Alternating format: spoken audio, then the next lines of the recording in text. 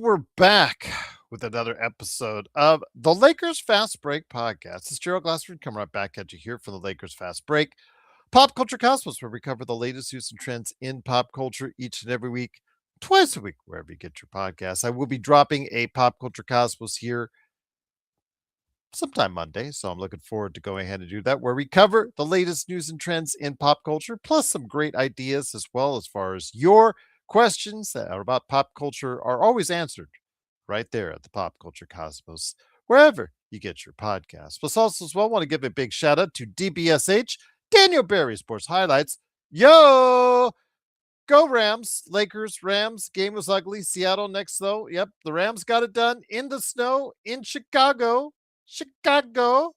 The Bears fall to the Rams in the snow.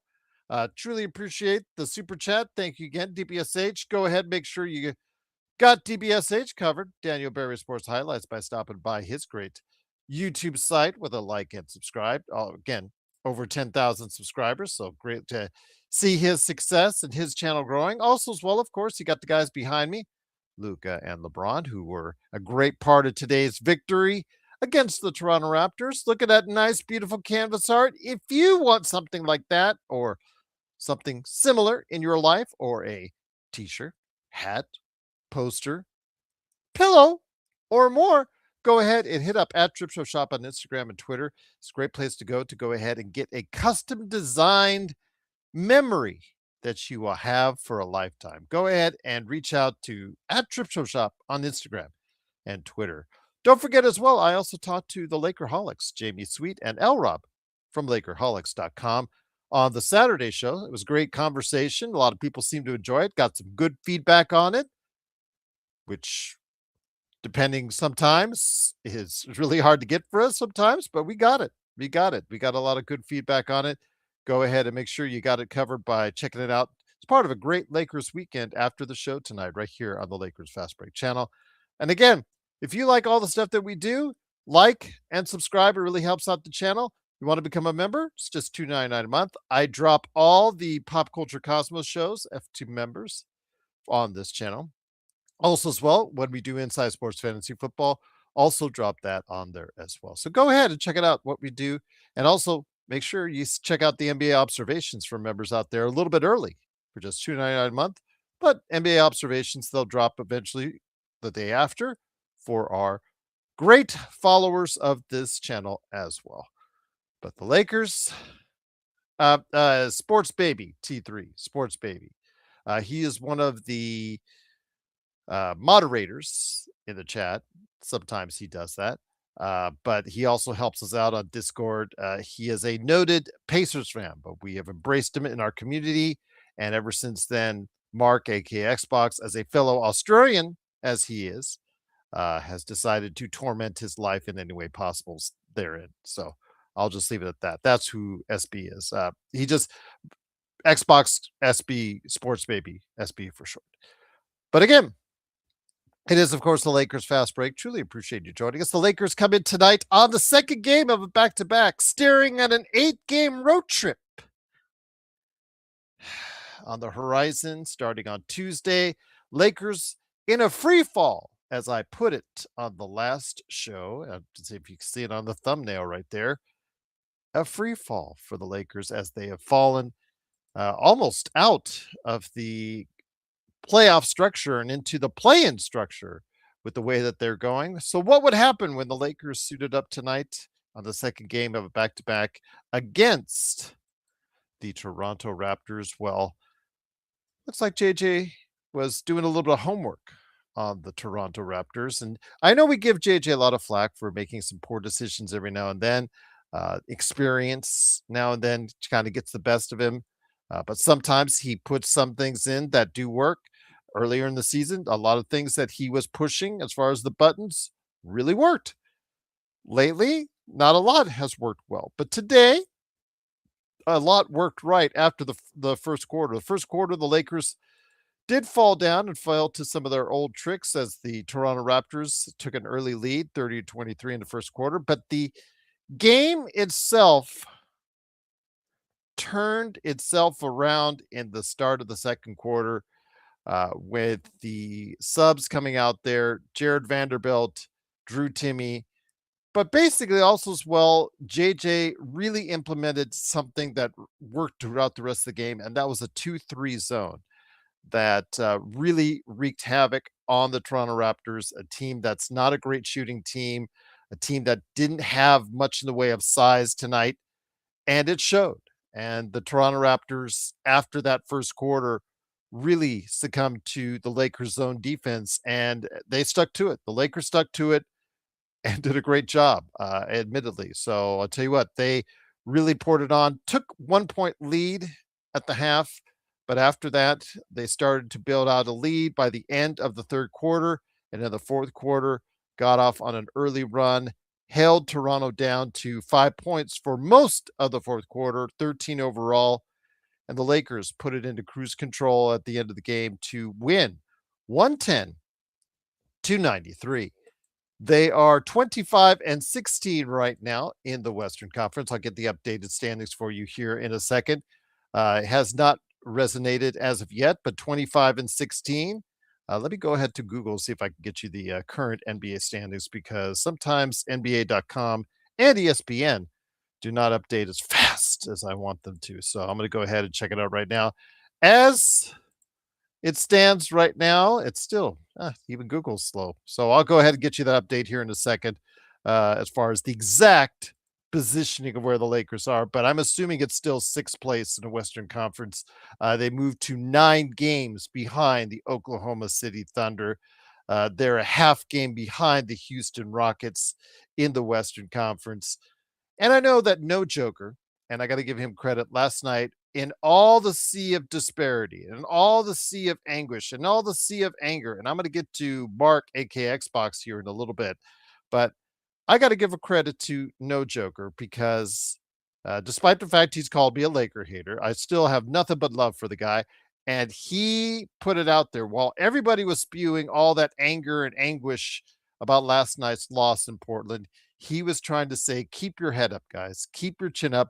The Lakers are only a game and a half out of fourth place in the Western Conference. And tonight, they move a half game closer to the Minnesota Timberwolves. So they're a game out of fourth place in the Western Conference, with a chance to move up even further as they face off against the third place team, the Denver Nuggets, on the road in Denver. And with that, if you can get performances today like we saw from that 2-3 zone, and again, the 2-3 zone will not work against everybody, but we saw against the right team, you throw the right junk defense out there and it pays off. And the Lakers stuck to it, and that 2-3 zone worked. Drew Timmy came out there, and it won't show in the box score, like Nick T said, but he came out there, was a plus 17, even though he got only 3 points. Jared Vanderbilt, only 2 points, but he gave you effort, gave you energy, rebounding with 9 rebounds, 2 steals, and 2 block shots. And most importantly, the highest plus minus on the team, plus 25 while he was in there. Luka, not a very efficient day, 8 of 23, 25 points and 7 assists for him. Deandre Ayton, though, this was a Deandre Ayton game. 25 points, 13 rebounds. It's one of those days where maybe it was the competition. Maybe it's the fact that they didn't have a real center to go up against in Toronto. Maybe it's the fact that they gave him a chance with the 2-3 zone to really garner a lion's share of the rebounds, as the Lakers out rebounded Toronto 48-43. But whatever it was obviously a good day to be Deandre Ayton, as he was available for many lobs and many looks inside. And I know that's something he's been talking about, as he was 10 for 10 today, 25 points and 13 rebounds. LeBron chipped in with 24 and 7 assists himself. And the Lakers, again, get the victory 110-93. They're now 25-16.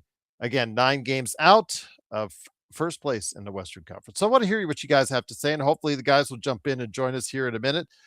Hopefully you guys are doing well. Truly appreciate it. And hopefully you guys had a good Martin Luther King Jr. Day weekend. And hopefully you take some time and even a moment tomorrow to honor the great Martin Luther King Jr. if you can, just even a moment, just to go ahead and honor what he did for this world. So hopefully you'll be able to go ahead and do that. But as part of an MLK Jr. weekend, hopefully you've had a good one, and hopefully the Lakers will take the momentum from today and build upon it even further. Because again, the daunting task awaits, guys. 8 games out on the road. So I'm looking forward to seeing what will happen with that indeed. So once again, it is the Lakers Fast Break. Truly appreciate you joining us. Of course, Joe is in the comments. He seems to mysteriously appear there, say his dumb comments before he actually tries to give you some clarity before he comes on stage. So I'm looking forward to seeing if he has the guts to come up here on stage, and I'm sure he will. So it's always good to see Joe up and about right there for you. Xbox. Still not a fan of Gabe Vincent and his 5 points. But the question was put it to me, and I know Joe saw it too because Joe answered in the comments from last night's game. I believe a Pinty, I believe who is from Germany, put this out there. Put this out there as far as should the Lakers tank? So I get this message last night. I think it was around 3 in the morning, whatnot. And I look at it and I'm just seeing myself this comment that was made. And I'm just like, should the Lakers tank? They're a 600 percentage team at the time yesterday. And as No Joker noted, only a game and a half out of fourth place in the Western Conference. Should the Lakers tank? Well, if you had an idea to tank, that ship has passed, quite frankly. And that just to even ask about the point clearly shows you really don't have a grasp of how the NBA is run. If Luka was out for an extensive period of time, along with AR for out for even longer with a serious season-ending injury or whatnot, you might start to think about it. But at this rate, you could only tank so far. So doing it right now is just at this point, it just seems like it's an exercise in futility. So again, kind of just like, should the Lakers tank? Just seemed like that question was thrown out there. Again, we all have vitriol against the Lakers. We all have expectations of where it's at, of where the Lakers should be at. But yeah, should the Lakers tank? I think is that question at this stage of the game is just a little bit too late. Nick T says, "Yep, every time I see Gabe, I'm reaching for my hard medication." Well, Nick T, again, it will soon be over. Whether he's traded by the February 5th trade deadline or he's kept on the roster, he's gone by April. And as Joe says, patience. There you go. Again, Joe, shut up, Joe. Instead of making your dumb comments on the chat like you always do, step on board. Step on board the show.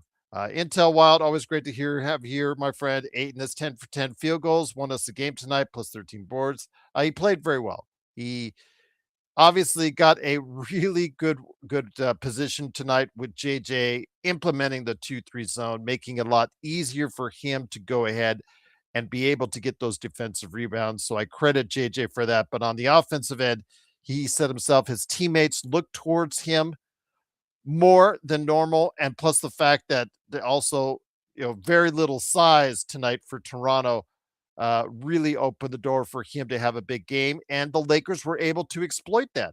That's what you need to do when you see Toronto or the other team having a disadvantage tonight with very little of size.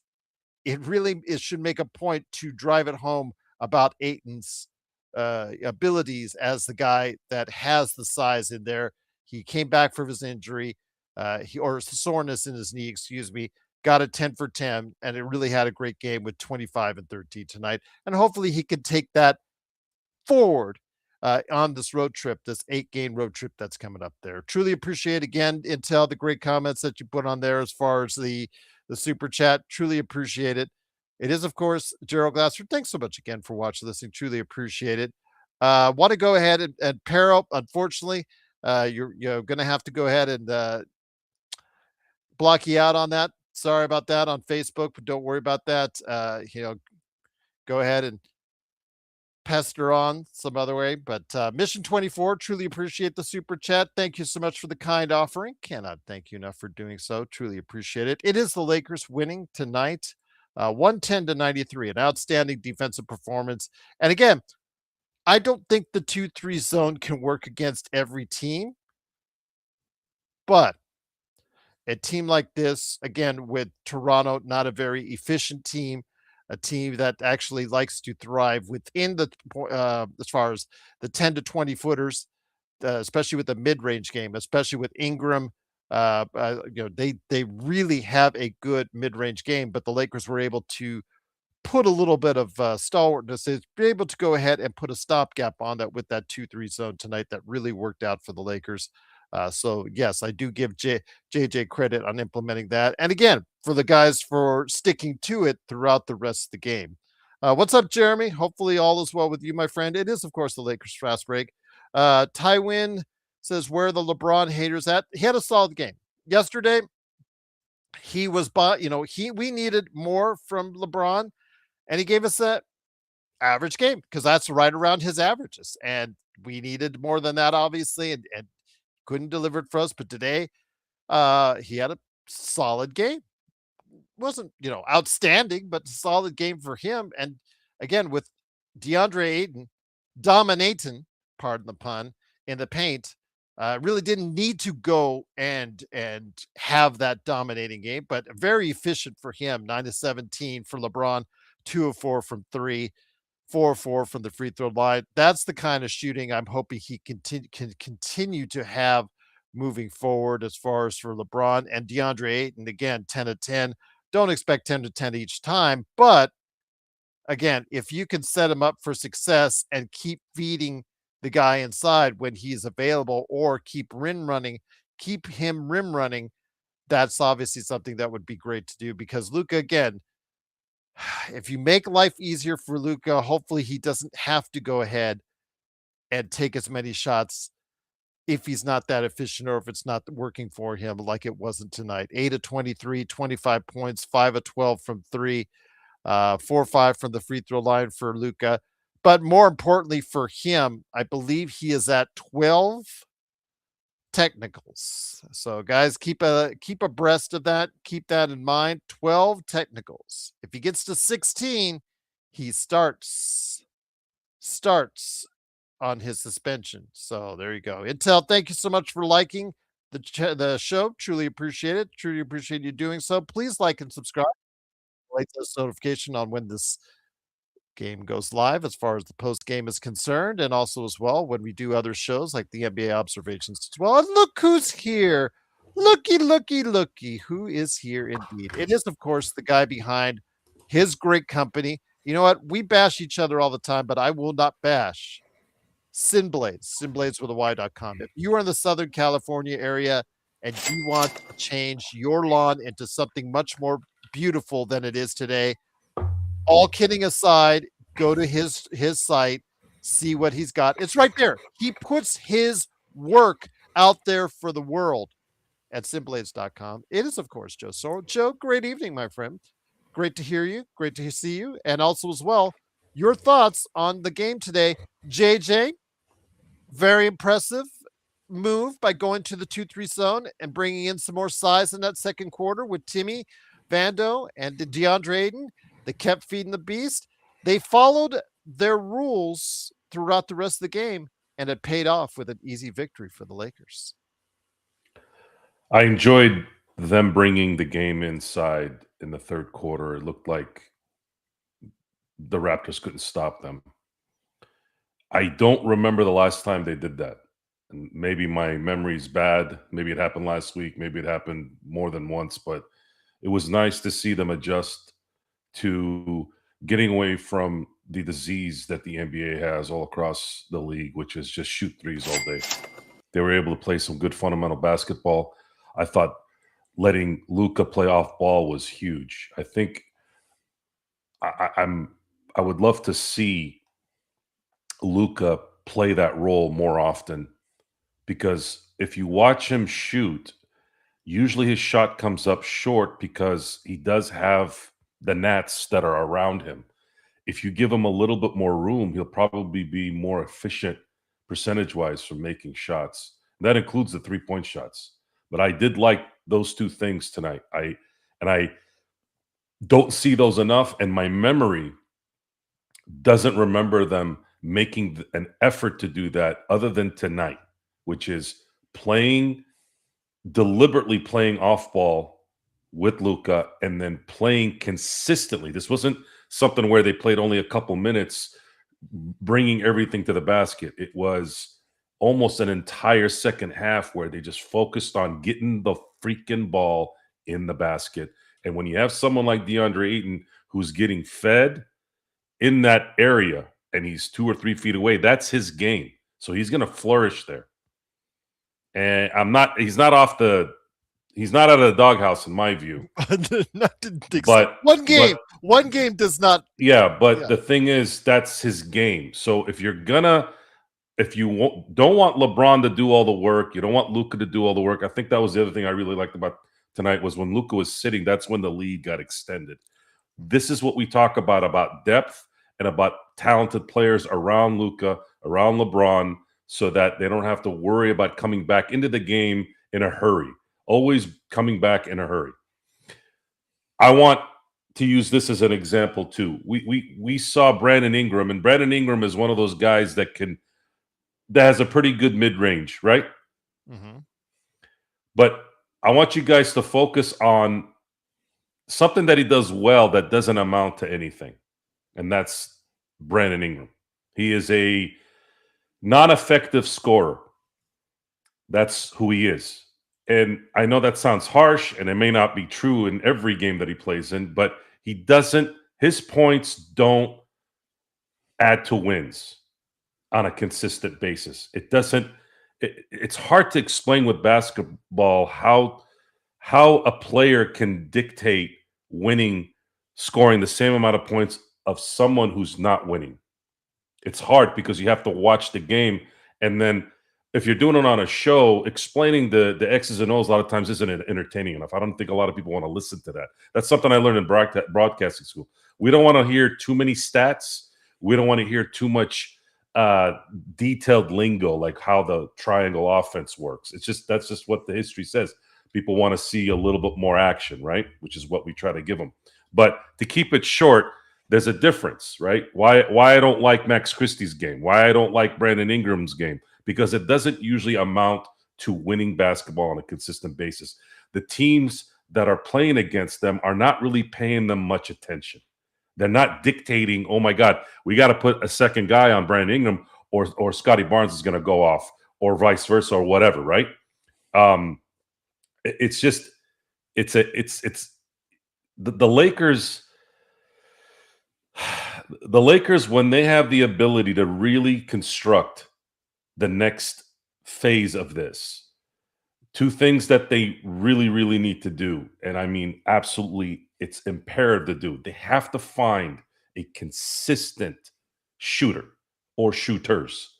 And the other thing is to be able to adapt to today's game and get back to the fundamentals. Today was the most fundamental basketball coaching clinic that I've seen JJ Redick coach. And I would like that to continue. Toronto's not a bad team. They're not that good, but they're not bad either. No. And I thought after what they'd done the last couple of games, I thought it was a good bounce back. They're fourth place in the Eastern Conference. So again, not a bad team, not a great team. They're a good team. Let me go ahead and run off the super chats. First off, thank you so much to Intel Wild and Nick T and Mission 24 for your super chats. Truly appreciate your kindness. No, I'm not. No, JJ. Sorry. No, I'm not even close to that. Probably never will this year. No, they're not. Yeah. Well, he's just trying to troll you. I kind of ignore those comments like, they won. Trolls don't matter. Those comments don't matter. Those are funny comments. They're hilarious. Well, like Pinty last night, he wasn't a troll. He's serious. Should the Lakers tank? And I'm just like going, they're 600. Well, so I think, look, you answered it too. I know. Right. There's a tone. There's sometimes you can get a legitimate question that doesn't make sense, and the person's really asking, "What do you think?" I think that's different than someone trolling. tanking is a legitimate question in a sense of the Lakers are finally going to get a first-round pick in a very good draft. Mhm. And if they're not going to compete, that's actually not a bad question. It's not Right, a the good starting one. point, but the starting point from where you go at 600, it's just to try and do that now from a starting point that has you like Yeah. 8 games above. It's just hard to tank to where get you past what a 15, 16 to get you're basically trying to tank to get yourself a chance in the lottery. And it's just so hard to do that from where the Lakers starting point would be is right now. I don't It's I don't I don't think it was that bad of a question, but it wasn't a realistic question because they're not going to tank. This team is going to compete because they are good enough to at least compete with if what Luka they was have. out, if Luka was out, AR was out the entire season, then the things you might try to do differently. Yes, yes. The other thing though is when you it's hard to tank in today's NBA with the lottery and just kind of what's going on with just player acquisition. It didn't even come to my mind until I saw the question, and a lot of times I'll even get uh, complimentary just because of the rarity of that question at that time. But it created dialogue, and I thought it was good conversation. It was late at night last night too. I answered another question this morning because Welcome to my world. but I was answering them, and it was like I think Oh, two. I answer all times of the day, my friend. Yeah, Yeah, it's so funny. I haven't been able to sleep early lately. I just been staying up. I think a lot of it has to do with the fact that a lot of the playoff, post game and free agency in baseball's kept me up because I'm doing my catching up to all this stuff, and it's such a unknown right now, and there's been a lot of talk about Giannis. The our team's going to wait for Giannis. Is Giannis going to demand a trade in the next few days, He few just weeks? said last week he was not going to do that. And when you look at the setup, it's probably the right move. I keep having to say this. There's no benefit for Giannis to get traded right now. I know the Trey Young trade kind of made people go, "What?" But I think it's an outlier, much like how the Rudy Gobert trade was when he went to Minnesota. You're not going to get Giannis for a couple of expiring contracts. It's just not that's not going to happen with him. So Giannis has to play his cards very, very open, open in terms of his head because he has to understand you don't want to make a lateral move here because if you demand a trade now, it very likely means the team that's going to acquire you is going to have to give up a lot of assets that are not what they used to be before this current CBA. This current CBA made it imperative for all teams to be very weary about giving up draft capital. So, what we did learn, in my view, of the Trey Young trade is that Atlanta went around wherever they went around. I don't know who they spoke with during their trade thing, but it looked like they finally hit a wall and said, no one wants to give us anything for Trey, so we might as well get rid of the contract at least.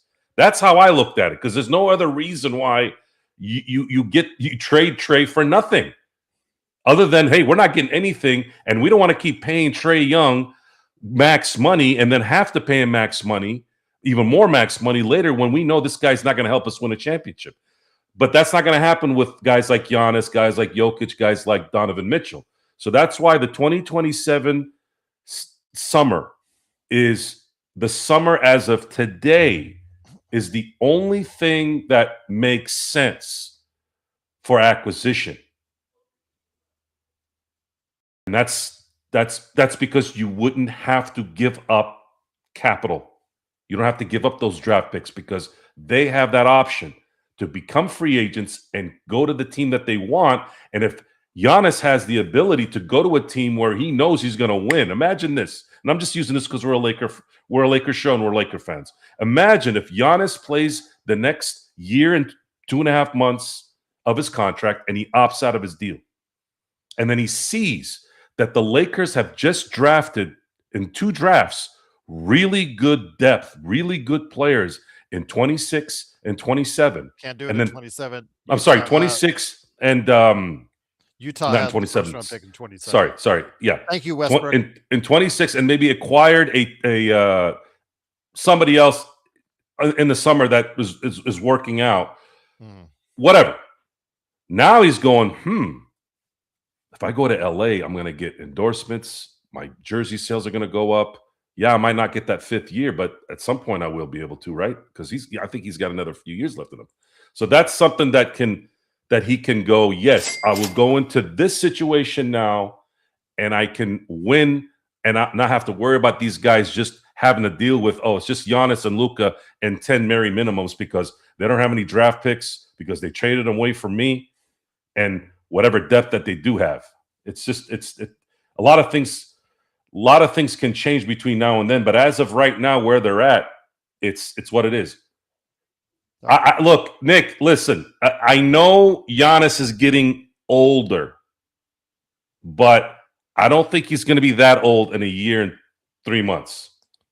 He'll be 32 or 33 in the summer of 27, I think. If that dead corpse of a leg on Kawhi Leonard is still working, at least he's on there. I know he's gotten injured again. I was going to say. If he's hobbling around, still having a career with that leg, Giannis is going to be fine. He's having his best season too. Yes, a lot of the pressure will come off him too. This is the first time, if this were to happen, this would be the first time he wouldn't be all on his back.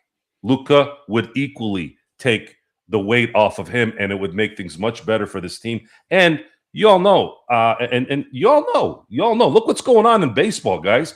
We have 29 fan bases that are hanging off a thread across into the ocean on just killing themselves because of what the Dodgers are doing. That same leadership is what is going to control this. It's going to work out. It's going to work out. I don't know if it's going to be Giannis, but it's going to be somebody. I'm just working off what we already know now.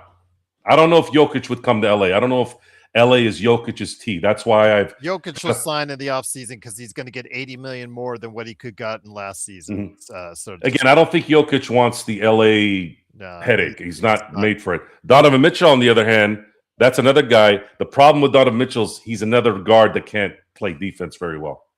Remember with Jokic, he always likes to go where his home country to race his horses. That's what he wants to do most. And I don't think the LA bright life would be for him. So if anybody out there talking about Jokic, I would ease up on that. If he doesn't sign the extension this summer when it's $80 million more, then you can start talking about it. Then we'll start talking about it. But until then, ease up on that. But once again, it is the Lakers. Want to go ahead and mention that they did win 110-93. They're now 25-16. First up, Austin Reeves, guys. It's not changed from the time that he was reported injured and out on the day after Christmas. Shams was reporting a month before he gets reevaluated, which is this month. Whoever is saying All-Star break, stuff like that, late in February, no. Month from 12/26 was when he's being reevaluated. 7 days ago, JJ Redick talked about Austin Reeves being on that timeline. So I have not seen anything reported or updated to say differently from a source that's credible.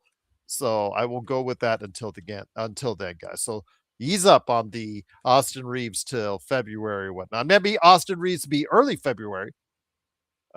If he comes back, if they hold him out then, but they will reevaluate him before the month ends. That they have said, according to the original injury timeline that's making. So I want to go through the super chats because we've gotten a few of them. Truly appreciate it. Nick T said, "So you're this centering around Deandre Ayton." So hold on, Joe, real quick. I got a few of them to go through. So you're telling me Ayton and Hayes played tonight but couldn't play last night? I think last night was a message against LeBron. That's by Nick T. Intel Wild says, dominating for tonight, because again, 10-10. 25 points, 13 rebounds. Shout out to Intel Wild.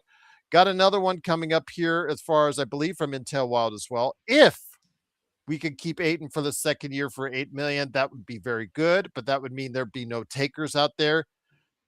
For all of his inconsistencies this season, you saw tonight what he can do against a team that doesn't have size or didn't have size tonight in Toronto. I think he'll leave, but if. Another great comment there. Truly appreciate that. Still got a little bit more. Intel Wild again. Podfather, if we let Braun, Reeves, Kleber, Hashimura, and Cardio game go bye-bye this summer, and I think if you don't renew, well, you got up to Halloween on of course, Dalton Connect. How much do we actually have to go out and spend? I believe it's around $100 million is what if those all those add up to. I think it's just over 100 million if you totally clean that slate of what we're talking about right there. So again, will the Lakers go shopping? Will there be something to shop for? We'd have to wait and see. Again, I know there were other. Jeremy, Yes, this there to you you, go. buddy. Yes. Yes, Jeremy. So calm down, Jeremy, on the until the All-Star break. Again, it is reevaluated here in about a little over a week, I believe, if that's the case. But Intel Wild says, let's build a real team this summer around Luka and Magic. Let's get back to being serious about winning a title. I would love that to happen. And with Mark Walter, hopefully that will happen as early as the summer indeed.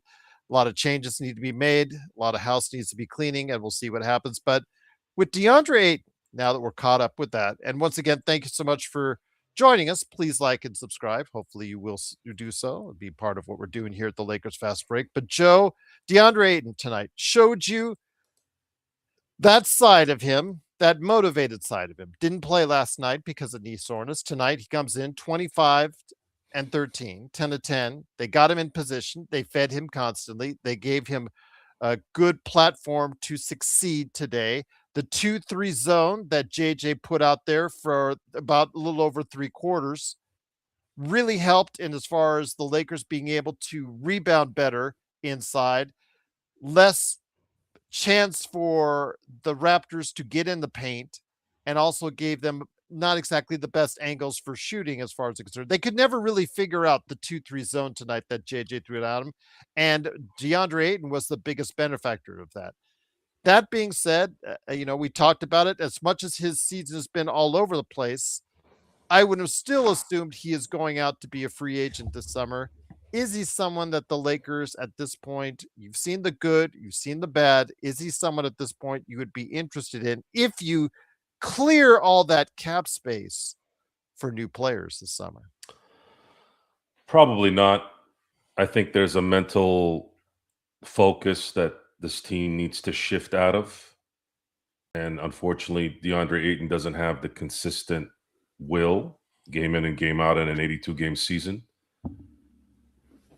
I want it to work out, but it's just not. I don't think he's focused enough game in and game out to be what likely he's going to get a good amount of money. I mean, I think somebody's going to pay him a 4-year, $20 million a year contract. I don't know if I want to. I don't know if I want to go into the offseason giving DeAndre Ayton $20 million a year and then giving Austin Reeves $30 million plus. It's not a good way to start the next run, in my view.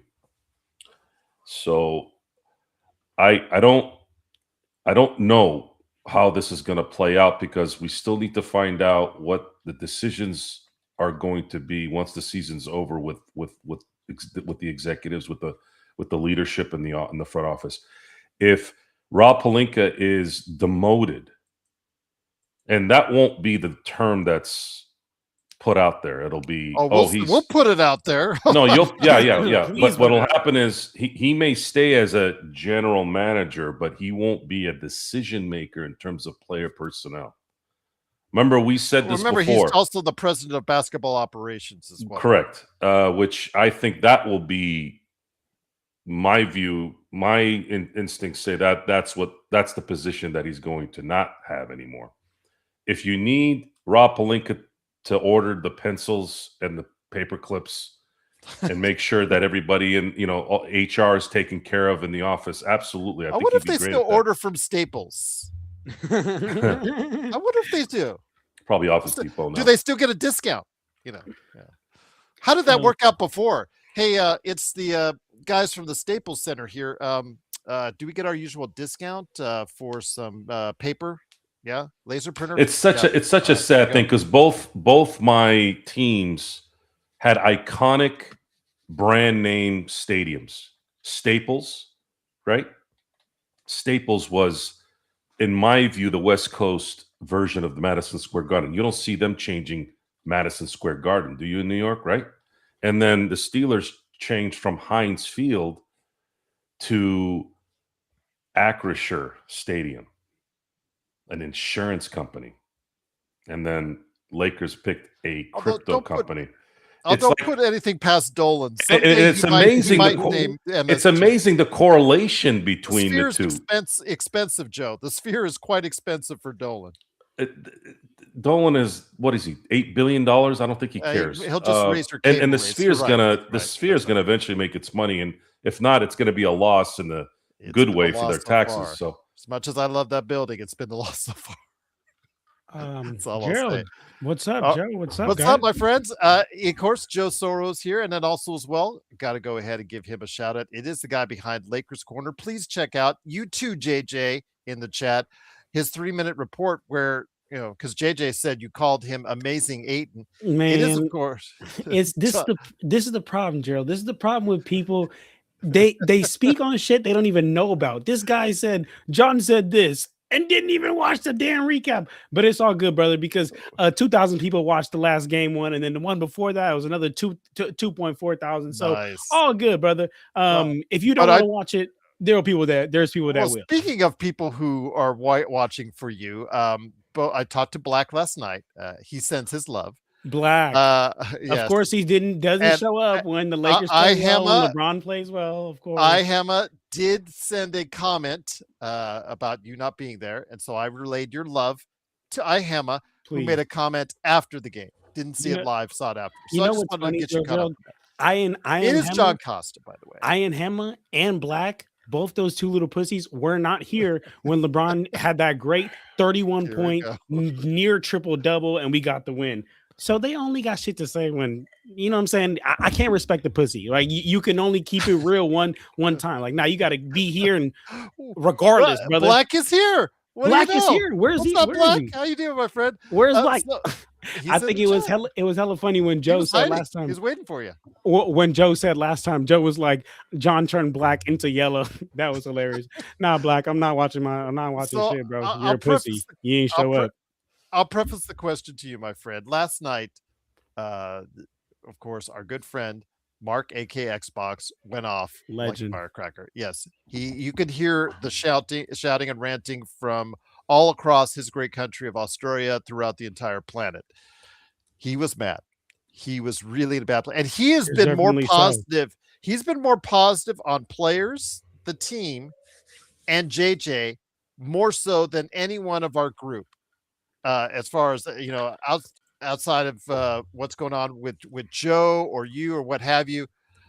Let me ask you this: when Mark went off with such a passionate, I guess, just passion. Oh, let me see if I could go ahead. There you go. Passionate. I guess just argument against what the Lakers are doing. Just such passion in as far as what he wanted the Lakers to do and we're not doing, and they turn around 24 hours later and get the victory tonight. It seems like, even though they might have not heard Mark, somebody must have been yelling at him because they sure played a lot like a different team today. And I sure do hope that somebody was yelling at him. And if it's not going to be JJ, if it's not going to be somebody within that locker room, then why not our guy Mark, our guy from the down under? So, man, you know what this shows me though, Gerald? Like, on games like this, or the other back-to-back that we had earlier in this week where we were played against the Kings, where it was just absolutely horrific. Second out of a back-to-back, when you would expect it to be horrific, we end up playing with shooting the ball much better, playing with much more effort on the defensive end, and end up getting the win. And you know what that shows me, Gerald? That's two back-to-backs that we've had honestly within the span of a week, that one for that Black and Hema guy, that one that LeBron James played, but two, not even just that, but two that it's this after we get our ass kicked that we come with the effort. Now that is a loser's team. If you need to get your ass kicked to come with the right type of energy, you've already lost, brother. You've already lost. So I'm gonna be honest with you, Gerald. If this is gonna be a continuing thing, we already knew this team isn't contending or anything. But Gerald, this makes it far worse in my opinion because if you can't come out with the right effort and you need to get just to be in the right mental space, just to play defense like how we played. I'm gonna be honest. I still think we played bad defense tonight, but this was one of our better. Really? How so? How did they play bad defense tonight? I mean, they went into a 2-3 zone as soon as the second quarter happened. That 2-3 zone stifled Toronto, and Toronto ended up scoring about 15 points less than their season average. Absolutely right, but that was in the second half. That first half, I think we No, were the playing, second quarter. The 2-3 zone started in that second quarter. and throughout the entire game, I would still say this wasn't elite defense. I'll be honest. This was the elite defense for us, for the Lakers, absolutely. But if we're looking around the league, to be honest with you, I don't think this is it. This is Well, the no, defense and that I'm would not thinking because it was a man-to-man defense. It was a 2-3 zone that Toronto never figured out. Absolutely. But I'm going to be honest with you, Gerald. Elite teams are figuring that out. And that's what I'm saying. Great defense for us. And I love to see it. You can't throw that zone against everybody. I know that. You can't. And that's the point. That's my point that I'm trying to get at though, Gerald. Great defense for us. And then spectacular for what we are known to do. But also though, Gerald, it's like saying, man, this baby threw this shit far. Like it's not impressive, at least to me, right? Until I see it on a consistent basis. Because if we can do it on a one night, okay, cool. We were fired up after we got our absolute ass kicked. This last week, Gerald, I do a weekly recap episode on my channel. We took more L's than it was more talking about bad shit though, Gerald. So I say that to say that we can't consistently play like this, and if we can, then that changes everything. But just this week, Gerald, we had first night of a back-to-back, come with no effort, get our ass kicked, get punched in the mouth. Everybody's mad. You got Mark yelling from the down under, got JJ not wanting to do interviews, and then we come out with the right energy. But better late than never. But not a championship and a winner's mentality. That's winners come with it, and they meet you with that energy at the start line, not after they get punched in the mouth. But hey. Glad to have you here, my friend. Absolutely, always, absolutely, indeed. I just want to mention to Jeremy, Dougie McBuckets is riding the bench in Sacramento. I just wanted to let you know he's tailing off and trying to grease every single million he can still get his hands on a veteran minimum in the league. But yeah, he is on his way out. But yeah, he's still in Sacramento. That's the last stop before the last bastion before you head on to Europe or wherever you need to go from there. But yes, I wanted to go ahead and mention that also here today, good man indeed. It is, of course, the guy behind I Got Next Sports Media. It is, of course, Legend. Truly appreciate you being here. Who's going to hopefully be on with me tomorrow for NBA observations. Here's, oh, wow. It's got the glasses on. There you go. Okay. Absolutely. Doing my recruitment, trying to decide about my contract and stuff. Come on. All right. Only signed for no less than 10 mil. And there you go. But my friend, it is great to have you here. The Lakers go out on an 8-game road trip starting on Tuesday in Denver. This has a lot of people concerned, especially the way we've been sort of a free fall over the last month. When it comes to the Lakers and what you see as someone who sees it from an outside perspective, which is always good. When you go out on the road, these could be the type of road trips that either make or break teams on their season. If this Laker team comes together as a team, health-wise and playing-wise, it can help solidify and give you that boost going forward on where you're at. But also you have seen over the course of your time watching NBA that it can also go awry as well. Yeah, things don't always go out well, but as, John just said a little while ago, been some ups and downs for the Lakers team, and a road win is a good way to start off. You got one win. Kind of how we do in football. Week 1, week 2, whatever it is, 1-0. So you got that win tonight. You just got to try to build upon it. You got a Denver team that can probably looking to answer back. I'm going to assume they probably lost to Charlotte tonight. since Charlotte been beating everybody for some reason. Charlotte, yeah, took care of it. And you and I are just going to discuss that in detail on Monday. Absolutely. Yeah, they did lose to Sacramento in Denver tonight. So I'm going to assume that's going to be a pretty interesting game. They're going to probably come in and look to bounce back from that. So the Lakers got to come in and do the same thing. You got to bounce and add on to that win you got tonight. And, got all the losses, just got to move on from it. Is what it is. It happened. Still got a long season to go. Trade deadline is still coming. See what happens after that. See what the trade deadline decides for this whole season. That's going to probably be do or die. Joe, how important is this road trip? Because it does lead into us. Well, I know the Lakers have a game on the trade deadline day, but essentially this road trip leads us into the trade deadline. How important the Lakers will do over the next couple of weeks? How impactful will that be on making a decision whether or not to become a buyer, seller, or nothing at all at the trade deadline? Well, they don't really have anything to sell unless you want to trade Luka, but there's really nothing to sell. Sure Reeves, but I don't see them trading Reeves. It's going to be a very difficult road trip. It's going to be very difficult because we're now into January. There's no sign of Reeves coming back, so they're going to have to roll with this particular team. Net ratings had it better with Luka and Reeves versus Luka and LeBron. Maybe that changes, but you don't know. You can't predict anything anymore because you don't know if any of these pansies are going to play every game. So how are you going to judge anything anymore in the NBA because of these? I had a sore knee or my groin. When I had a slight groin pull, that thing didn't heal for a week, and every time I played after a week, it came back. So if it's load management that they're doing here, I'm not going to really take them too seriously about trying to win a championship.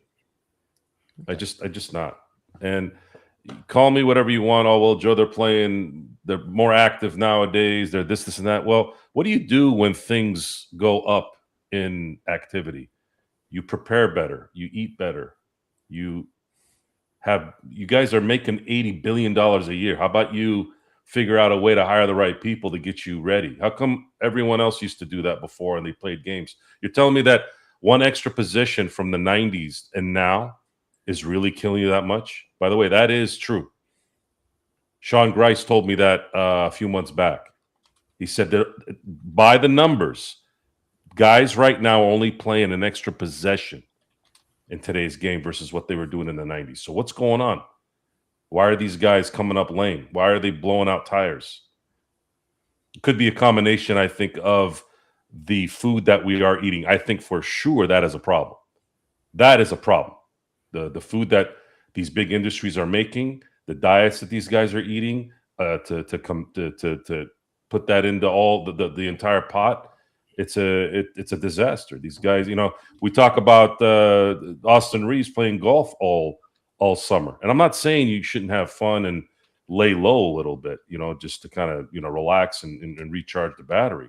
But what is golf going to do in terms of keeping your groin, your calves, and your hamstrings ready for an 82-game season? It's not. I'm just saying. And we know he's playing a lot of golf. Why? Because he has the greatest farmer tan I've seen in the NBA. He's so white as well. Right? That's like, right? I bet Gerald could get it'd be exactly like how John would look if he went with a t-shirt. Pretty good, okay? By the way. John is less colored than I am in the summer. That's a fact. I turned brown. John is. I don't know what that is. That's Brazilian or something. I am. My mom is actually Brazilian and my dad is black. That's actually my nationality. I work with a Brazilian. I know some Brazilian culture. Man. Brazil, stand up. But Joe, real quick, I just want to make a point on what you said because I mean that's a whole separate conversation of like what the foods that these players are eating, the food even that we're eating. That's a whole separate conversation. I'm glad you're on game about that. But even it's what Nick T said right here. I think it's like these teams baby these people so much, Joe, that it's like oh, this is a precautionary measure. Like, you look like you might get hurt, and then teams are like, okay, we don't want you to play. The doctor said we don't want you to play. And then now sometimes these players are stuck in a situation where they're like, damn, well, if the team's not telling me to play, how the fuck do I do this? So but go on, keep going on about your just wanted to add that.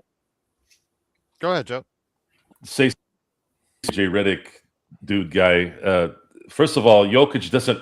I'm gonna guess he might get on a horse and hang out a little bit, but he's not competing on a horse. He is a business owner in that industry. I don't know where that came from. I think you're probably still trolling, but the guys like Jokic who don't get hurt, even though he's hurt right now, and guys like Wembanyama, right? Wembanyama keeps getting hurt, right? Kawhi keeps getting hurt. What is it? Kawhi maybe has a little bit of an excuse. He's been playing for a while. But what's going on with Wembanyama? He's the guy that does all the Kareem Abdul-Jabbar preparations. Well, he and Keldon Johnson shaved their head the other day after the loss. Yeah, good for them. Good for them. It's a good look. It's a good look. It's better than Minnesota. It's better than this dried out spaghetti shit that half the freaking league wears. My boy DeAndre Ayton was rocking that. I mean, seriously, I looked at Brandon Ingram. Could this guy put any more tattoos on himself? Like at some point, he's just gonna disappear in tattoos. Right? How do you feel about LaMelo Ball? LaMelo Ball is the whitest black man I've ever seen in my life. What the hell is the deal with that? His mom is half white. That's why. Another light skin, stand up, man. Yeah. No, I don't. Again, I don't. There's a whole psychological thing with all that. I'm not going to get into it. We're talking basketball, but in terms of adapting to the environment, these guys don't seem to be adapting to the environment of what's going on. And they have more money and more advantages now than in any time in human history. So adapt. And for the love of God, Mr. Adam Silver, who wants to accommodate everyone on the planet, you can't do that. Come on, Adam. But what you can do is listen to what I said a few months back. Make the NBA more regional during the regular season. What you mean? What I mean is they should be playing the division games 6 to 8 times a year, not 4, so they can limit travel. So my introduction to that, if they were to ask me with them deciding that they want to do expansion, which is a total no-no on my end, do not expand the NBA. The NBA is already watered down at 30. If you want to add a team in Seattle, I don't know what the hard-on was with Seattle. I still don't know. If they had their shit together, they wouldn't have lost their team in the first place. The other is if you really want a freaking shithole in Las Vegas, sorry, at the Strip, not Las Vegas. I like Las Vegas. Can't stand the Strip. But it would be on the Strip, by the way. They would. I know. The Strip is different, guys. I went and did training in Pahrump, Nevada. It's a completely different, whatever. Same state, but a completely different world versus the Strip. The Strip, it's its own entity. It's kind of like by the check out the convenience there, because John, the ones like the one that John described, which not too long ago, the Bunny Ranch. No, I don't go to those places. Fuck, dude, that was a crazy experience. I did go to this. I'm told there's plenty there, Joe. I'm just guys, I went there on accident. I don't know if I ever told the story. I swear to God, I went there on accident. I was 18. Go there on accident. No, I swear to God, we thought it was a strip club, bro. And me and my friends were turning team. Okay, that makes sense. Okay, I'll buy that one. Okay, it was fucking crazy. I went to Sapphires in 2012 because my buddy was getting married. I was his best man. And I remember we walked in and women were there. And I remember giving the nice lady $200. And I said, listen, tell your girls, share this however you want. Take care of my boy. I go, I'm just going to sit here. I don't need any entertainment. I'm going to just chill. Talk to my other friends. Have drinks. Anyways, so back to what we were saying. What were we saying again? Honestly. We went from strip clubs to light-skinned brothers to what? Tattoos. Well, you're What the one else? that's going to Perump. That's why.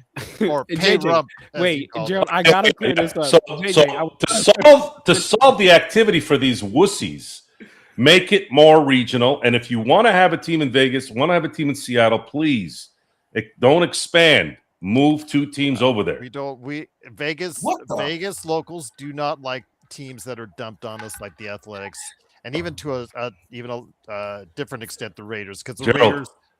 I'm telling you, Mark Davis is the 5th in terms of net worth. I don't care if he's the 19th worth. These guys don't care about what you think or I think or anybody. Oh no, he's filling up the Allegiant Stadium. No, he is. Give him credit for that. With the other team's fans, half the stadium is the other team. Yeah, but that's going to change the second Mendoza starts winning games for them. They should trade him. They should trade that number 1 for no. There's less than 0 chance. And players. Herbert. There's a better chance of John Costa turning into an Argentinian than them not drafting Mendoza. Herbert and a bunch of picks. Another Hispanic quarterback as a Raider. For those of you who don't know, Jim Plunkett won him 2 Super Bowls. This is destiny. This is density. With that line, it's density. Mendoza will be mincemeat, is what he'll be named. His new name will be Gerald. At some point, you got to find the quarterback, and it looks like they will, and then you build from there. You can't stay upright because the line sucks. Do you think Tom Brady's a good GM? So far, no. Aren't you the guy that says results matter? Well, he's been in it a year. What do you want him to do? Be David Copperfield and build a Super Bowl team in 1 year? Well, no, but a competent team at least to start with would. If Mendoza's legit, this team will be a competitor, much like how you saw with Chicago. Remember, Chicago. Right. Look, Chicago for how many years? How many years did? Look, I know this is kind of going off topic. This is a Lakers show, but you know who the greatest Chicago Bear quarterback was? Who? And it's almost starting to already turn with Caleb Williams. Sid Luckman. Okay. You know when Sid Luckman played football? Where? Talk to me, Joe. When? He played in the 40s. Yes, he did. That's not a joke. No, all due respect to Jim McMahon, to Mike Tomczak, and all those Chicago, Kyle Orton, all those quarterbacks. Guys, Caleb Williams. And understand this too. The Chicago Bears have existed since 1921. The NFL started in 1920. Imagine that. Your best quarterback in franchise history. Storied, 9-time champions. Right? Before they were winning Super Bowls, they were still winning NFL championships. Since 1921, their best quarterback, their franchise best quarterback is still Sid Luckman. But now Caleb Williams, probably after maybe another year, he's going to be number 1. Imagine that. So look at the difference what this guy did after all that time. If Mendoza is like Caleb Williams in terms of impact, the Raiders are going to start winning. Now, I remember you pissing on Williams. Yeah, Joe, I was going to say something. Hold on, Joe. Listen, on Williams I am the last person. I'm the last person to be talking here about football because y'all know I don't watch football. But Joe, I remember that conversation that we had, and you were talking, and I remember we verbatim. You were like, "I don't think I could support somebody that paints their nails." Now I know he died, Joe. You gotta confront these demons. Well, he was terrible today. Terrible today. I don't think he was terrible today. I think he made some bad throws, but I thought if it wasn't for him, they wouldn't have stayed in as long as they did. And it was bad weather. The thing is, though, it did help that he got Ben Johnson as his coach. Ben Johnson, you all know that one. That I was begging the Steelers to go get him.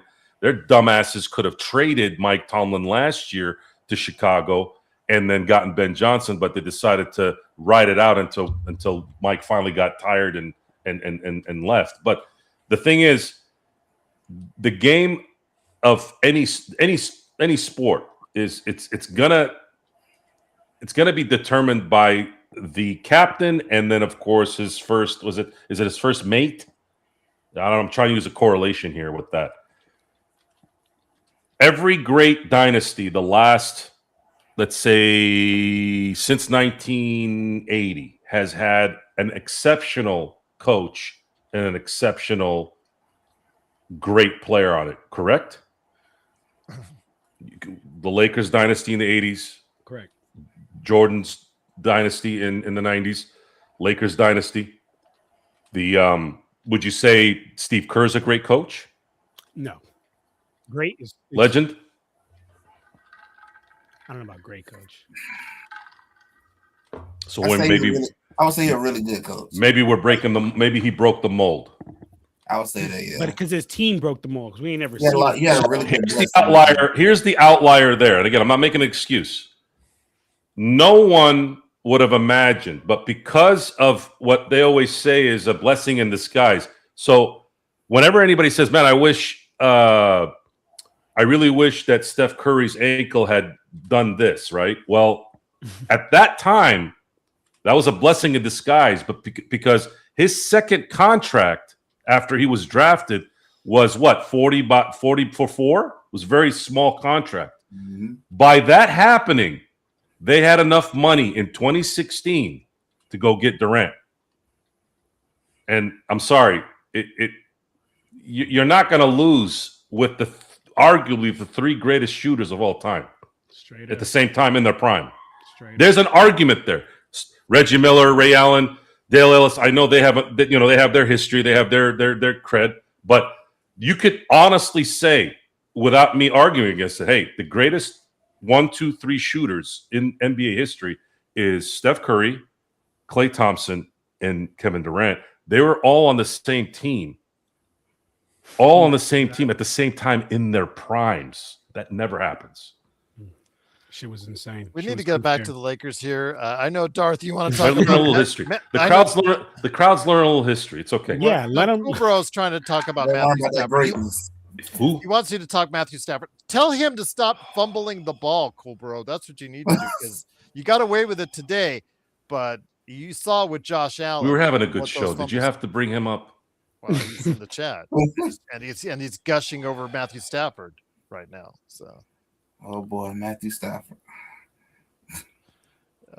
Again, tell him to stop fumbling the ball. He got away with the victory, but I tell you, if he keeps fumbling the ball, you saw what happened to Josh Allen earlier this weekend. You can give away games like that. So we'll see. But his Rams are moving on. But it is, of course, the Lakers. Let's get back to the Lakers.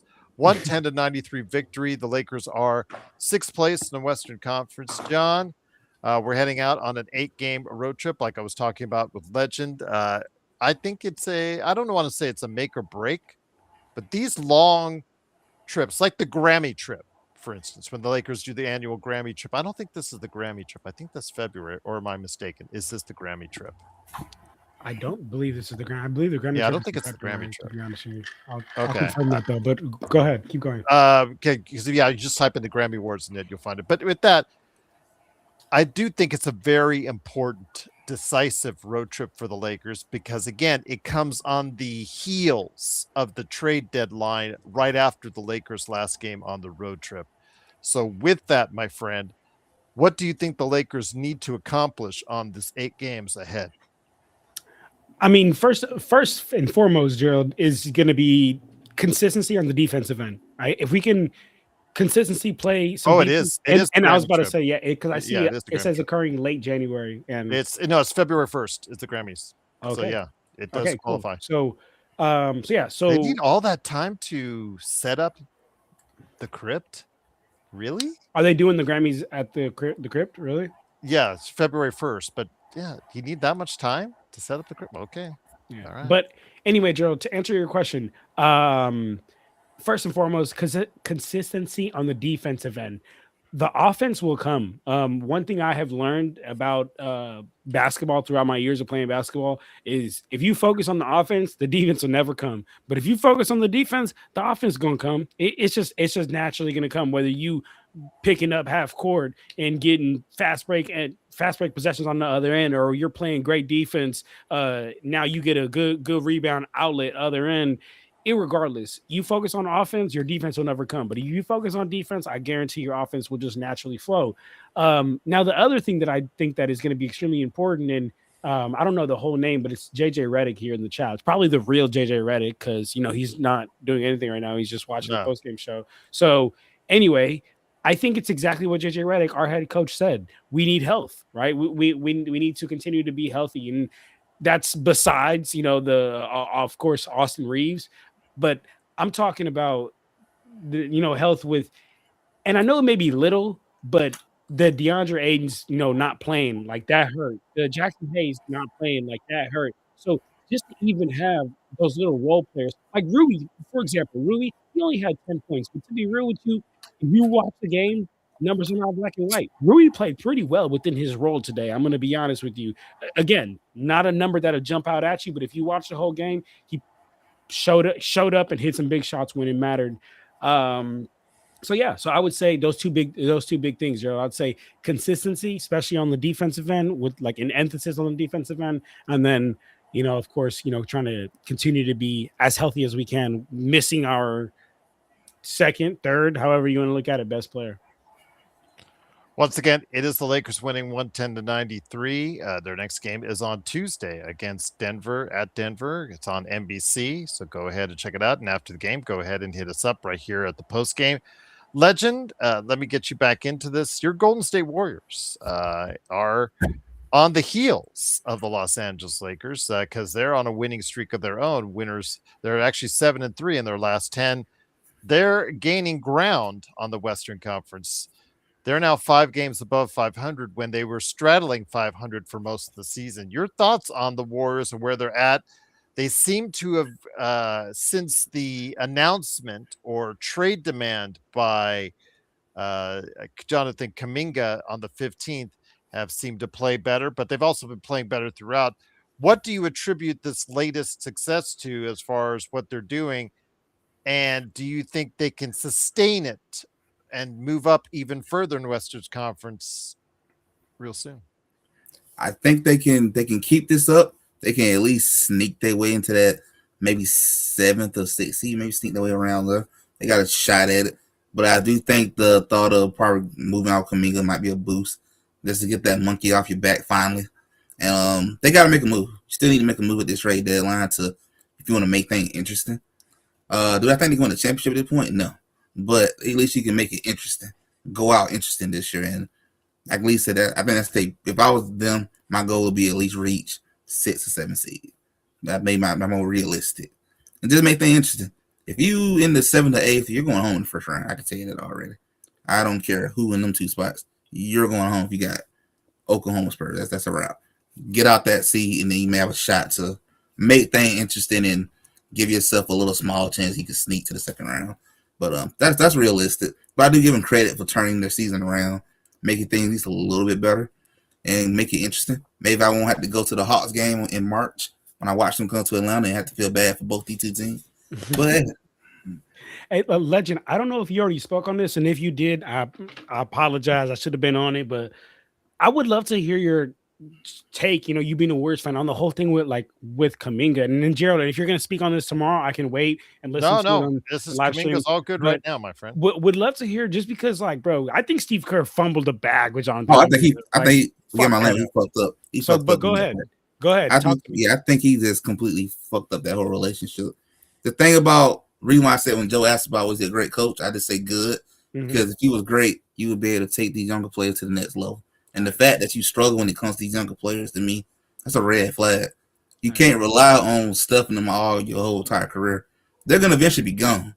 That's the part where I feel like I told a lot of people, well, let's see how great you really is when you don't have Steph, Draymond them anymore. You got to start with the younger guy. What can you do with them?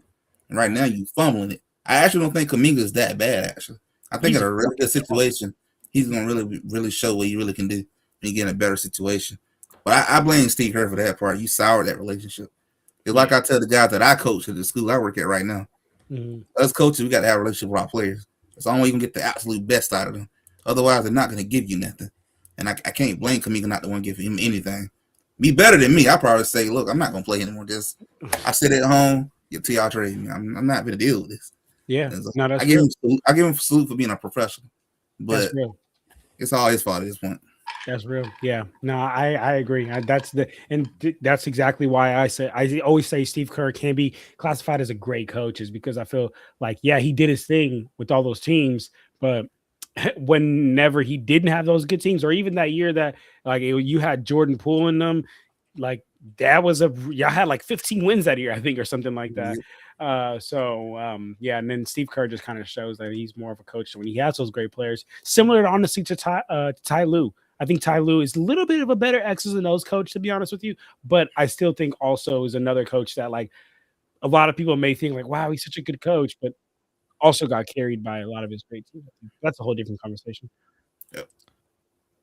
Joe, with that, again, the trade deadline is coming up. It is, of course, the Lakers fast break. Your thoughts on, you said that you don't think the Lakers will do much despite whatever pressure might be on as far as the Lakers in their current free fall, which hopefully was alleviated tonight. I'm not thoroughly convinced seeing 8 games on the road on the horizon. Now, the Lakers do play better statistically as of now on the road. Is that going to change by the time they come back? Will they be under 500 on the road when they come back? You're on mute, Joe. I got you. I'm thinking. I Because don't they're need you to do 13-8 on the road, or 13-9, I think, or now. Yeah, 13-8. 13-8. I don't know. Are they all going to play? I mean, it's 2 days away, and they all play tonight. Predicting nowadays is a waste of time. I'm going to give credit to LeBron. He did play in back-to-backs. Yeah, because he knows that he doesn't want to miss out on 21 straight All-NBA teams, because as soon as he gets below 65 games, he's out. Guys, LeBron James is the most obvious, easiest guy to determine when it comes to individuality. He's the poster boy of individuality. He cares about LeBron James. Oh, I've heard a lot of stat padding comments here in the last. That doesn't matter. There's no way that guy doesn't think about himself first going to Costco. Okay, so it's just who he is. LeBron James loves LeBron James more than anyone has loved LeBron James, probably including his mother. Attention. He's an attention whore. He loves himself. You think Terrell Owens loved himself? He doesn't even hold a candle. Terrell Owens doesn't even hold a candle to LeBron James. Okay? So LeBron is not going to miss. I don't know. How many games is he scheduled to play if he doesn't miss a game? Is it 68? Yeah, I think it is right. Pretty impressive. I ain't lying. Yeah. Okay, so 68 games. He's going to play that next 3 games accordingly. He'll pick a spot probably later in the season because you don't want to risk getting a freak injury and then missing games, right? So look for him to out of 41. He's played 23 out of 41 games. So that's 18. Yeah. So 18. Well, you've got 64. He's already at 64. Is he? Yeah, he's at 64. Sure? Okay, right 64. Now, according to ESPN stats, it shows he's played 23 games. So he's at 64. Okay, then he's done then. Yeah. Dunzo bunzo, buddy. And he's already done. I do have to give him credit for playing in 2 straight back-to-backs. You have to give him 2 straight back-to-backs. Okay. Well, then maybe LeBron is turning over a new leaf. You never know. You never know. So but he's already, of course, so he's doing all this. So he's doing all this, and he's not going to make any NBA. This is going to break the 21 straight years. Stefan, the Lakers have played 41 games. If you go to ESPN right now, the Lakers are 25-16. If you turn over to his roster page, it shows 23 games. Do the math. 41 minus 23. Now, if they update it, it says 24. That's a different thing. But if they've already updated, then 23 take away from 41 is 18. Hey, Gerald. Yeah, he's done. Real quick. I am now not the youngest here. This Dark Vader guy or Darth or whatever. Can you not mention him, please? Oh, I'm sorry. He said that's cool, bro. Oh, okay. Don't pay attention to him. Okay, well, shit. He said he's 17. I'm like, shit. We're trying to ignore this freaking slap. And by the way, guys, give him props. John was so proud that he wasn't the youngest man in the. I'm actually about to be 27 on Tuesday, so fuck yeah, guys. I'm now All right, closer to getting old. 30 than I am to 30. Hey, There I you just go. turned 30 2 weeks ago. So Hey, come on, Hey. legend. I'm coming. I'm trying to catch up. I'm trying. Belated happy birthday. Appreciate you. my Appreciate friend. And John, happy birthday to you, my friend. Yes. But anyway, John, Joe seems so happy. Yes. Yeah, but when Vince Carter played the last 7 seasons, he was a Bench dink. guy. Yeah, Yeah, this is different. LeBron is still starting, and LeBron is carrying still some playing games. all-star level ball at 23. And or- literally the difference between winning and losing in certain games, he is the difference. Yeah, no, there's no comparison. Vince But of course, Carter, somebody like Black would never recognize. Vince Carter, Allen Iverson, the Tracy McGrady, the high flyer, freakish guards of that era. When they were comparing those guys to Kobe, the difference between those guys and Kobe was relentlessness and assassin-like mindset. Tracy McGrady was one of the laziest players you could probably ever watch in terms of his preparation. Vince Carter, maybe not as lazy, but not really not that much far off. And then Allen Iverson, I think, suffered from too much distraction. I think if Allen Iverson focused on basketball and not the outside stuff, I think he would have been fine. But I think he had issues compartmentalizing things and not letting things distract him. And that's just how it is. Because I really like Allen Iverson. I've always liked Allen Iverson. I always thought his heart was in the right place, but it looked like he wasn't a good problem solver around himself. Yeah, go ahead. Would you agree that, like, pound for pound, okay, just pound for pound, he's a top 5 player of all time? Probably pound for pound. I'd say he's probably number 1.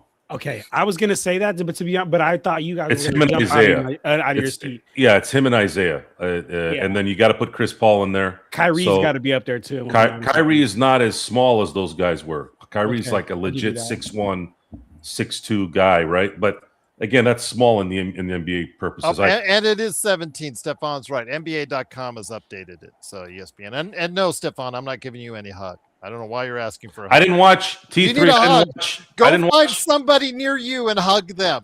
I didn't watch Nate Archibald play. I can't make that decision. I can only go by Iverson because I watched him play, and he was a scary player. That's how I judge greatness most of the time. Who's scaring the hell out of me when they play him?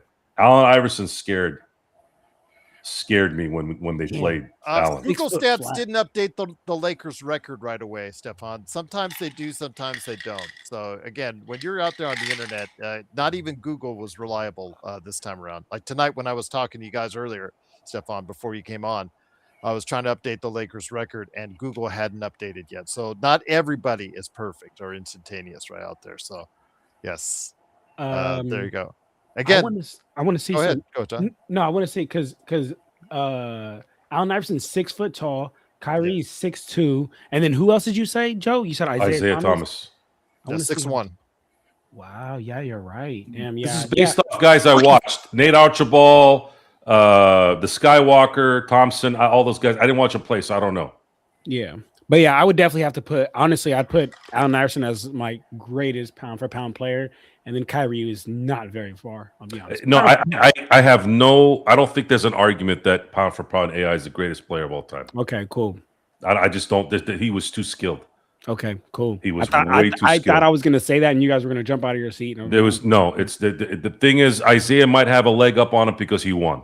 Mm-hmm. And Isaiah was actually underrated in my view.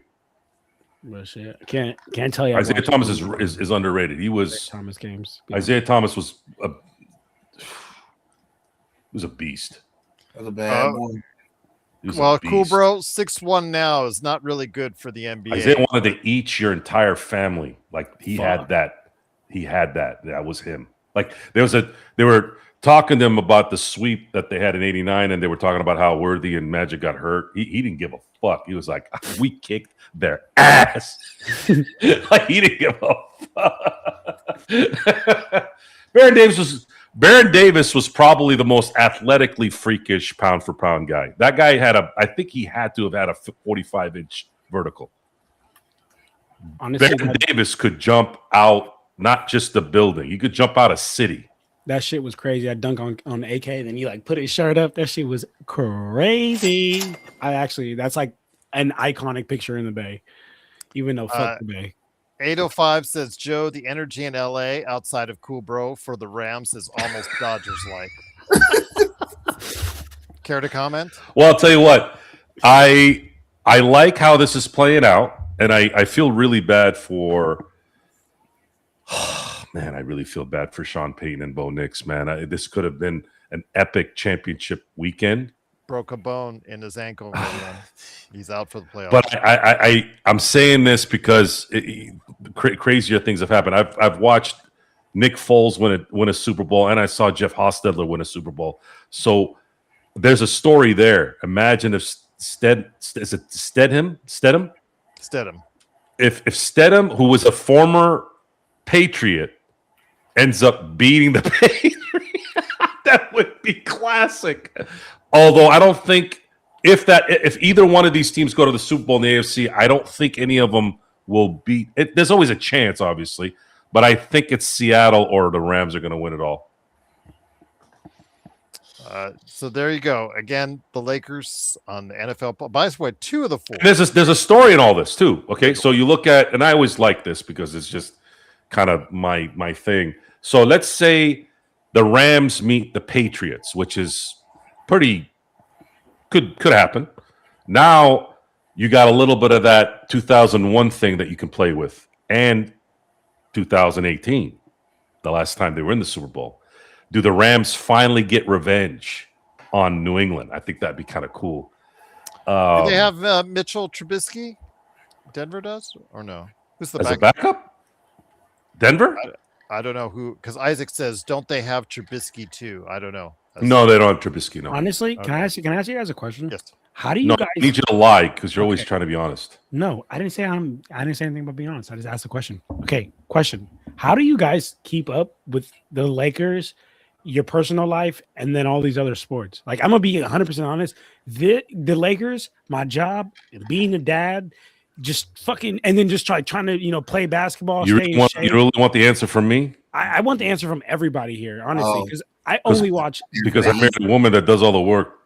Oh, okay. I mean, shit, for sure. But like, you're not there for your fam. Like, I don't know, fucking. Like, how old are your kids? Like, my daughter's 5. Like, my kids are 15 and 12.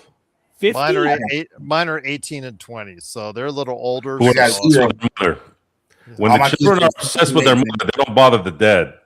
Only when they need money. So, Legend, you run a sports channel. What do you do to make sure that you keep up to date on everything? I'm like kind of basic life to me. Pretty easy to keep up with everything. I like college football, watch the NBA, watch a lot of high school basketball, coach my own high school team in my school I work at, and still do all my lesson plan for all my classes I teach. Pretty easy, not too hard. And then still worry about my girl too. Hey, come on. Got no problem. Come on. Hey, 805 Chargers, DM me. I live kind of far from San Francisco, but we could figure we could shake. Oh, here we go again. Ah, Gerald, no. 805. That's a good one. That's a good one. Hey, Gerald, I tried to go ahead. And that's Gerald, you were in Oakland. At least it's a good one. No. Gerald, at least it's a good one. We're in Oakland. I live in San Francisco. I live all over the Bay Area. Black just said something funny. I gotta admit. I'm sorry, I can't not admit it. They have more mental capacity. We have more mental capacity than you, John. You already ran out of memory space. Yeah, Black. Lions don't lose sleep over the opinion of sheep. I went to Pixar Studios. Anyway, let's talk. Let's continue talking. For 2 days, I was in there. Gerald, you were in Oakland. I live in Oakley. The difference is like 55 miles. Gerald, you weren't coming 55. I drove to Sacramento, for God's sakes. You didn't tell me. I drove thousands of miles that trip. I could have done that. You should have told me when you were in Sacramento. I live closer to Sacramento than Oakland. You had a doctor's appointment for your girl. You had to cancel. Isaac, you gotta go win tomorrow. I can tell you that already. I live closer to Sacramento than Oakland. I went to Sacramento. We went through Sacramento. You didn't tell me. You told me when you were in Oakland only. I told you where I was going. But you didn't tell me we were in Sac. I did. I told you I was going to the Man, will lake. you guys stop bitching and whining about something that's obvious? Oakley and Oakland are different stratospheres. No, I told him. Yeah, he told me. And I said, here's where I'm at. Okay, we'll meet up. But then he came back later on the next day and said, I can't make it because my daughter has a doctor's appointment. Which she did. So to give you a little bit of an example there, when my daughter has an appointment, I don't take her to the doctor. My wife does. You see, sometimes I gotta take my daughter to the appointment. Sometimes she's like, Dad, Yeah, can you that's take not me? that men don't do that stuff. Men provide, protect. For sure. I provide. Guess what? I put my daughter. I put my daughter in to the doctor, house. to the dentist. Hey, I put my daughter in the house. That's how we have time. In a Tesla. My daughter got Tesla. She a trust fund baby. I bought a Come Tesla. on, man. Gerald, I have fucking so. What do you mean a Tesla? Why did I get a Tesla? What are you gonna do? You gonna tell me you ride a Vespa scooter too? Oh fuck, Gerald! Man. Joe, Damn it! Now my buzz is gone now. Next time I fucking see you, you're gonna see me in my Tesla, and I'm gonna dust you in a race, Joe. But listen, hey, real shit though. Listen, when my daughter comes up to me, she's like, Dad, can you take me to my dentist? I'm not gonna say no. So I'm just shit. You know what I'm saying? Kids gotta learn no. For You sure. keep saying yes every 5 seconds. How is that gonna help them in their adult life? You think when I asked my parents 10 times for something, you think they didn't say no 9 times? And I've told my daughter, I just told my daughter no the other day. And look how good I can. Hey. But I'm saying it's in a sense of like, John, I told you what I was doing. I looped around from Vegas, Gerald. went to Southern California, drove all the way up to San Francisco, stayed on the Bay Area. I don't want to hear it, the Bay Area. I can't say no to my kids, by the way. I'm just totally fronting right now. I told you I was going to Lake Tahoe. Gerald, I go right through there. No, you know where I was going, man. There's no way, Gerald. If you would have told me you were in Sac versus you being in Oakland, I'd be like, yeah, let's meet in Sac. I told you where I was at. I told you it was a half day. Is Oakland closer than Oakland? Yeah, I live closer to Sacramento than Oakland. Really? Personally. Yes, I didn't know it was that close to Sacramento too. Yeah, I told you I was staying in Half Moon Bay. I told you I was staying the next night near Oakland. I told you I was going to on my way to Lake Tahoe. I told you I could meet up with you. Playing college football. I said, where you go? And you said you couldn't do it. Gerald. You said you could, and then you couldn't. No. You backed out. I even bought you housewarming gifts at Target that I had to return, which I couldn't because the California state law says you can't return alcohol. And you had a good time. but Gerald. I bought him some wine. Gerald. Come on, Gerald. There's no way you told me you were in Sac. You told me you were in Oakland because you were going to the Lego place. Oakland. I went through Sacramento to get to Lake Tahoe. I told you I was going to Lake Tahoe. How do you get to Lake Tahoe?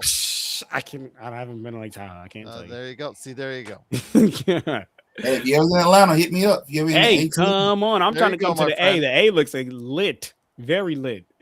The A looks real lit. But anyway. I was tough. He told me we were going to meet up. He backed out. And there you go. No. 805, hit me up. DM me. He told me he'll tell you he's going to meet up and he's going to back out. If you're coming from anywhere outside of California and you're driving a car in San Francisco, do not leave your stuff in that car. That's the first thing we had to actually use that service. Stay in your car, wait for somebody to try to jack you, and then shoot them in the face. Oh, serious, Joe. We were told they bit windows. That's what you can thank Mr. Newsom for that, by the way. Yeah, and all his minions. Do not leave anything in your car in San Francisco, especially if you're a tourist. Because when they get caught, all they do is go, try not to do that again, and then they let them go. Real shit. That's not exaggeration, by the way. No, that's real shit. Now we talking about a whole nother thing, Joe, which is so real, and I agree. Yeah. Do not leave your stuff. We were specifically told you do not want to leave because we had to actually go to one of those places where you just drop off your luggage for a few hours. God, I wish I could catch somebody jacking my truck. When I was in college, I'm in jail, but man, it'll feel good being in there. I'll be sitting in that cell going, Man, guys, I'm gonna share you guys a sad story. 6 to 10, I'll take it. But because somebody dipped your window. That shot in the face. 805. You're better off Ubering in San Francisco. I'm gonna be honest, bro. You're way better off Ubering because one, you don't got to deal with parking. You don't got to deal with driving in the city of San Francisco. Driving in the city of San Francisco is like terrible. It's like absolutely you don't want to do that. It's not the worst. It's not the worst. It's just annoying. Like these pedestrians think they're Jesus Christ. Like they just start to like walk in the middle of the street when your light is green. No, they do that everywhere, John. They do that everywhere. Ooh, not in LA. They know not to get hit out here in Oakley. Yeah, places and San Francisco. Yes, the San Francisco traffic is not great. And respectfully, there's too many of them letters. Some sweet chin music. DTUQL sweet chin music. XWYZ. All these crazy letters. And there's a neighborhood out there called the Castro. I'd say stay away from that neighborhood, bro. Legend, is that true regarding Kristaps? Is he out again with the mysterious illness? That I actually have not for sure.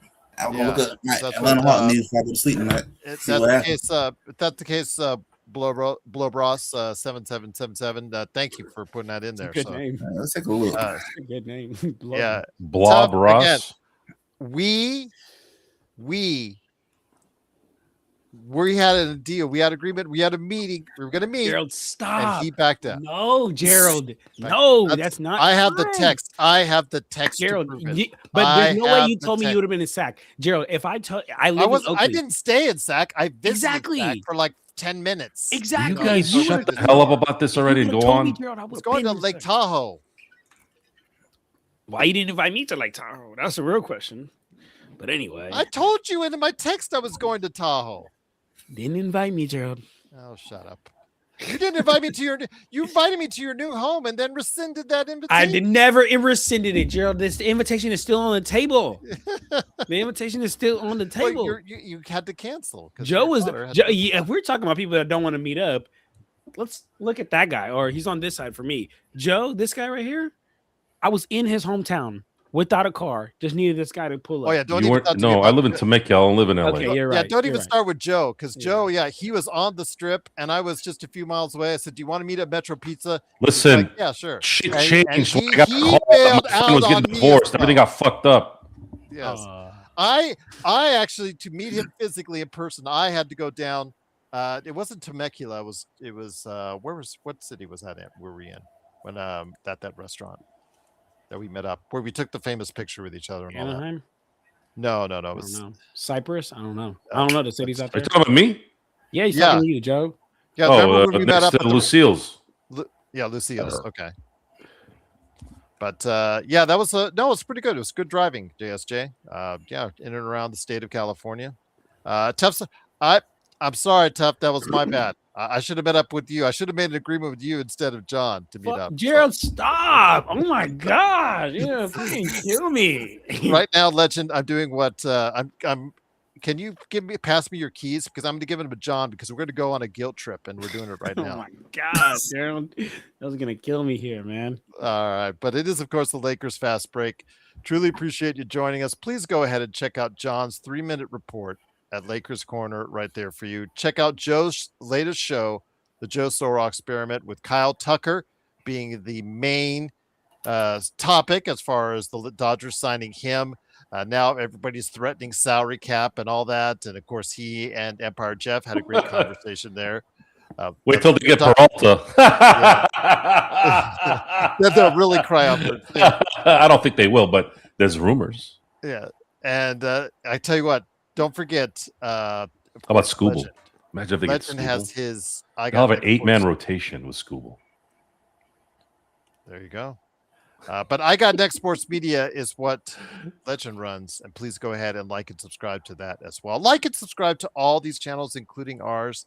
Really appreciate it. It does help out the channel. Once again, the Lakers do win. Stress-free game after the second quarter when the Lakers started to take control and into the third. Took over in the fourth, and it was all she wrote. 110-93. Will the Lakers be able to sustain this momentum heading out into an 8-game road trip? Well, the 8-game road trip starts on Tuesday in Denver. We'll find out. We'll have the post game for you. If everything works out well, Legend and I will bring you tomorrow night for our members and NBA observations. So please watch that as well. Thanks so much again for joining us. We'll be back as a group, hopefully on Tuesday for the post game in Denver. Hopefully you'll be here as well, right here. It's part of a great Lakers week, not weekend, but we're going into the week right here with the Lakers Fast Break Podcast.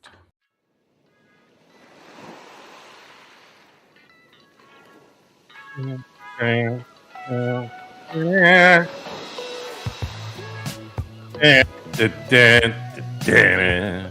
Joe, guess what? This was the music I was playing on my way to go ahead and try to meet up with John in Northern California. Gerald, stop. Yo, it was not. You didn't tell me you were in sack. You're both sacks. Takes one to know one.